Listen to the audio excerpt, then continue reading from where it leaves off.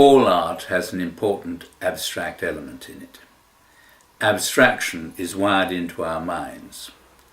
We are, after all, Homo sapiens, and the nature of thinking is abstract. We may dream in images, that is, memories of our sensory perceptions, but we think with words, numbers, and symbols. For 40,000 years, abstraction was a natural element in art. It is only comparatively recently that we have separated it from our perception of nature and considered it in isolation. The abstract movement took off from the so-called primitive art of Africa.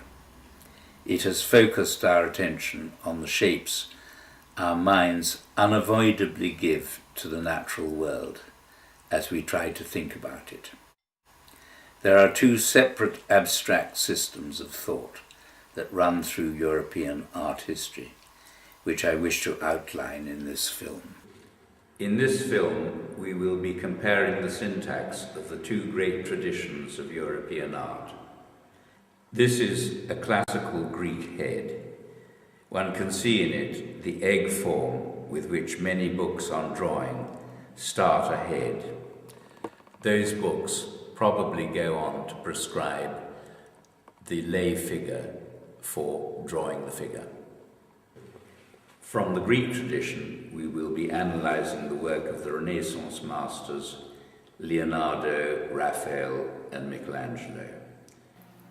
From the Roman tradition, we'll be looking at a bust of Hadrian and later drawings by Holbein and Rembrandt.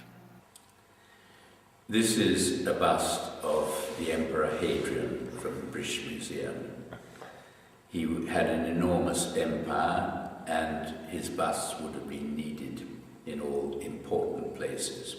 We can more or less assume there might have been 50 such busts in his lifetime.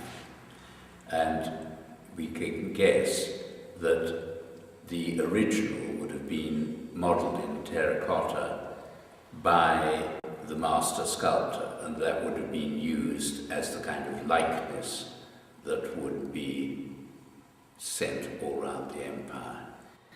The classical Greeks were carving hard marble with delicate iron or bronze tools. The work was similar to removing skin after skin from an onion. The Romans had steel tools and were therefore able to carve marble more directly, like cheese. The difference is very obvious. So I've made this analysis of how he was cut out of the block and how that process of copying developed. This is a photograph of the block after the two pieces have been cut out by an apprentice above the shoulders, because they'll never be wanted. And you can see how the corner here becomes the axis of symmetry of the head, that we've cut away the stone here, and we can see how that becomes absolutely the central part of the head. Here we have a clay mock-up of a stage in the carving, a very simplified egg shape. The first thing that would have to happen would measurements would be made from a key point, the key central curl, to various places on the sculpture which are very easily identified. Create lines and planes that join these points. Here, with a saw, I am cutting into the clay as the stone carver would carve with a hammer and chisel. And two wedges are cut out, one down the side of his cheek and one through there.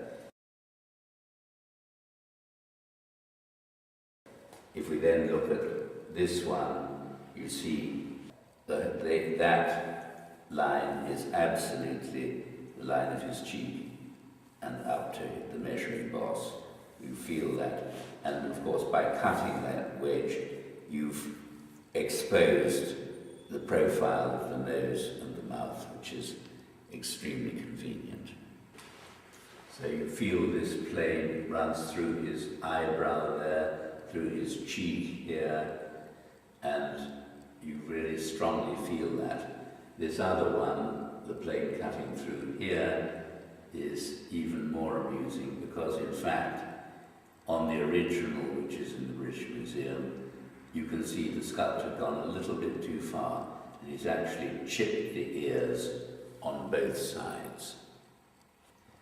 So where these planes meet, we have this widest point of his beard, and then these planes which come up here. You feel this very strong geometry of his head overall, echoed by the geometry, the sort of pyramid of his nose. Even the frowns are continuing that plane up through his forehead, and those planes are exactly echoed by the corners of his mouth. You can even feel how the sculptor has driven his point round and ended in the ear. The whole thing is surrounded in three-dimensional geometry. Far from being the empty naturalism so frequently disparaged today, I see Roman portraiture as a lattice of three-dimensional geometry that is infinitely more flexible than the egg as a basis for portraiture. Three-dimensional geometry is a compositional technique which evolved as a byproduct of the survey techniques with which the Romans copied their portraits into stone.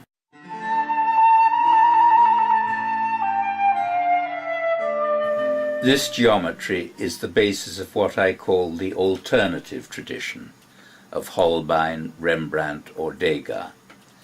The classical tradition worked very well with large-scale, stagey actions. Raphael tends to take off from earthly considerations when dealing with the Madonna and Child, where Rembrandt, learning from nature, gives us a truthful view of the desperate fatigue of motherhood. Even when dealing with such traumatic subjects as the massacre of the innocents, Raphael gives us an interpretation that is almost balletic. Raphael, in his preparatory drawings for the entombment, struggles with the group, but fails to make them cooperate. Sometimes there's not enough room for Christ's legs, and sometimes the pose just cannot bear the weight. Even in the final painting, the two bearers seem to be pulling against one another. It is to Raphael's credit that he felt dissatisfied with his efforts, but he failed to find the solution. Rembrandt's priorities are very different to Raphael's. He gives little attention to details. His energy goes into commenting on the human physical and psychological interaction. He gets his message across through a use of body language and the precise observation of the intimate space between the protagonists. No other artist can do this so well. It is his hallmark, and how he achieved this predominance is of extreme interest to artists. Raphael's problem was solved in a different way by Rembrandt's contemporary Poussin. He worked with wax maquettes, arranging his dancing figures in real space, and then made careful drawings from them, which pay full attention to the way the forms are disposed in space. Poussin's solution is more classic. Rembrandt's work tells us more about human feelings. For instance, in this drawing of Tobit's eye operation, we can see what every person is feeling. Tobit is very nervous, the operator very concentrated, the old lady excited, and the young lady is laid back. His interest in human relationships must also be taken into consideration, besides the very characteristic penmanship which has so caught the attention of the art historians who want to recognize any particular master. If one was to write in the style of Dickens, one would not start with his handwriting, but with his syntax, the way he arranged the words, the sonority of his prose, and his human interests. Rembrandt deserves the same treatment.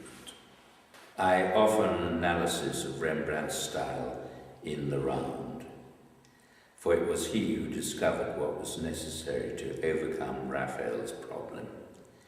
He realized that it was necessary to observe the intimate space between the actors that convey their relationships, psychological and physical. Rembrandt's student, Samuel Hoogstraten, wrote a book of instructions for art students, those students who wish to tackle such subjects as the entombment. Take one or two of your fellow students and act out the scene. Some of the greatest masters did the same.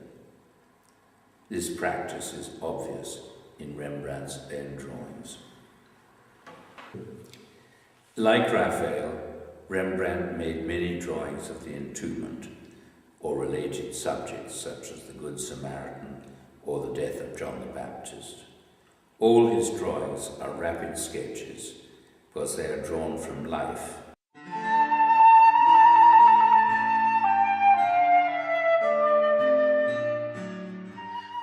Michelangelo was first and foremost a sculptor, as he himself recognized when he recommended Raphael for the Sistine ceiling. He is the one major Renaissance painter-draftsman who did not operate happily in perspectival space. Virtually everything that he touches in 2 dimensions bears witness to that. The real action takes place in the picture plane. Depth is evoked by abrupt changes in scale with no intermediate action. Landscape and figures are seen from way above the ground level in the St. Paul frescoes. The landscape is tilted in a similar way to the ground plan seen in the Pisani or Duccio. See how the man assisting St. Paul blocks out the blinding light from heaven. If we follow these pilgrims from the distance at the top of the hill down to these 4 ladies in the foreground, we find the sense of scale has nothing to do with perspective. In his late drawings, it seems pretty clear to me that the main figure is drawn from a wax or clay maquette, and the subsidiary figures are in the main unsuccessfully imagined. In spite of his admiration for Ghiberti's Gates of Paradise, he himself was clumsy in pictorial space. His concept of space was very much more akin to the relief space of Nicola or Giovanni Pisano than to the single eye-point perspective of his contemporaries. The eye level of his great paintings moves up as he moves up the surface in The Last Judgment. The experts cannot agree whether this is a Michelangelo drawing or not. I cannot accept it on the grounds that it is pictorially too sophisticated. We have a depth of 4 figures with their limbs closely intertwined. It is unprecedented in Michelangelo's work. For me, Michelangelo's greatness as a draftsman depends on his monumentality and his sense of rhythm. When we look at this rising Christ figure, we have that sense of him being drawn up, almost rising like a jellyfish floating to the surface. The drapery and the expression of the head add to that dreamlike quality of floating upwards. This figure was almost certainly drawn from the same maquette as was used in this.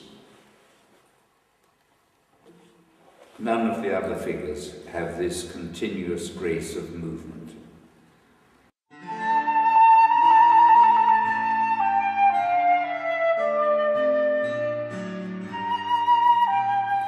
I take this drawing as an example of Rembrandt's syntax. If we start looking at this head, you can see that it's rather blockish in the way that it's presented to us. Rembrandt's actually drawn in two little lines there that tell us about how this plane on the top of her head meets this plane and where it is. Obviously the direction of her hair helps to give us the sense of the direction of that plane on the top. Her features give us the indication of the direction of the front plane of her head. Then when we come to this plait, we see how it comes over her shoulder, falls down the front of her chest, moves over the top of her breast, and then is wound through this hand, which is very typical of how one would hold the end of a plait. It goes under her thumb, over her forefinger, and then it disappears, and I think the end of it is held by this other hand. Beautifully drawn hands insofar as their shape is not at all the standard shape of a hand. It's a hand seen at a particular angle to us, and the spatial relationships of those hands is superbly shown and exactly precise for this rather complicated business that's going on. Obviously, the actual lines with which this drawing is done are very loose and free, but there, underneath there is a very strong architectural sense, which I will show you now. We could see this lady who's doing the hair as sitting inside a pyramid. The top of her head and her elbows and her hands define that, so that we can kind of sense this as a space structure within which she is moving. And then we can hardly see, but there's a sort of sense of almost like a set of steps that goes through that being the dark plane of the set of steps, so that you get this feeling of blocks of space or solid that are tied together with this kind of sense of geometry. I've drawn this also another kind of pyramid here. The block that I was talking about here earlier, I've drawn there. My favourite of all Rembrandt's life drawings can be analysed in the same way. It's one of several studies Rembrandt made of Hendrika Stoffels in his search for the pose of the painting Bathsheba, which is now in the Louvre. I regard this as a canonical drawing, particularly for sculptors, because it describes a particular individual with such precision. Rembrandt can do this because of his geometric syntax. So I made this little figure to substitute for the real Hendrika, and you can see how, if I put this plastic round, how that creates a block such as a sculptor would have used in stone, with this plane here very strongly and clearly demarked by the stool and by the light here. This cube creates a space envelope within which every mark has precise space coordinates, like an engineer's or an architect's drawing. As Rembrandt draws across the two-dimensional surface, he imagines placing the parts in space. Experts have found this drawing weak in the rendering of form. The contours are weak and hesitant. The modelling of the back gives the impression of being over-detailed and cautious. On the other hand, I've been able to read it so perfectly, I can confidently make a three-dimensional figure from it. Rembrandt is spatially legible in a way which the older masters cannot begin to equal. The experts are stuck in their expectations of the old syntax. They do not understand Rembrandt's at all. This important drawing has been de-attributed from Rembrandt's work. This is no idealized goddess, but a beloved mistress, seen and loved as she is, no longer in the first bloom of youth. Her knee is seen with just that extra squareness about it that Sickert describes in his appreciation of the Polish rider. The wading woman from the National Gallery works in much the same way. Starting from the isosceles triangle laid diagonally in space, made by her neckline, we can trace parallel triangles made by joining her elbows to her knee, another implied by the angle of her chin to the back of her head, and yet a fourth implied by the horizontal drapery behind her, and the point at which the reflection of her leg leaves the picture. This whole structure also fits into the corner of a block in much the same way as Hadrian's nose. Her forehead defines the near angle of the block. Here we see Degas following the same practice even more clearly than Rembrandt. He defines his eye level with a view of the tabletop. The comer's head is clearly block-like. See the way the fringe echoes the direction of the edge of the table. Then every movement is sharply articulated in space. Their arms and hair make a kind of angled H shape. This is the clearest possible demonstration of geometric space construction. We know that Rembrandt owned 30 Roman portraits.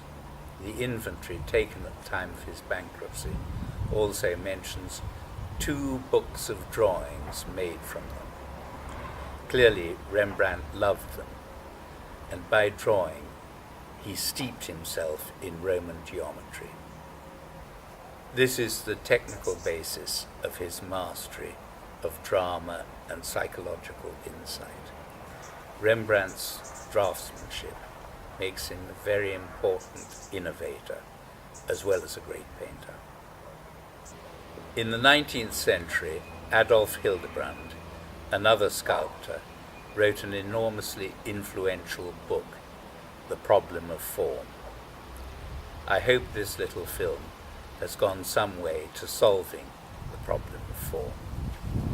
If art critics and art historians could see form, their utterances would be so much more helpful. As it is, their obsession with style is, beside the point, valueless and often